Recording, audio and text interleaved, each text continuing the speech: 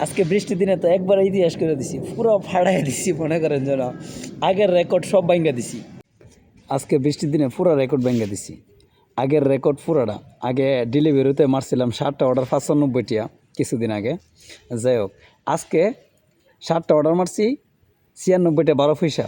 মানে আমি মনে করছিলাম ওইটা ছিল সর্বোচ্চ 95 টিয়া। তারপরে এর ফাঁকে ফাঁকে কিন্তু আবার এই গ্লোবোতেও কাজ করছি।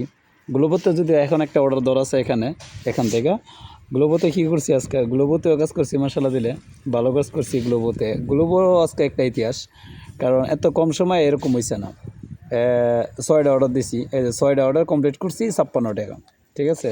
এর মধ্যে আরেকটা ইতিহাস হইলো, এক কাস্টমারে 7 টাকা টিপস দিছে। যেমন ধরে 18 টাকার অর্ডারটার ভিতরে ঢুকি, 10 টাকা 42 পয়সা ছিল, 10 ইউরো 42 পয়সা ছিল অর্ডারটা।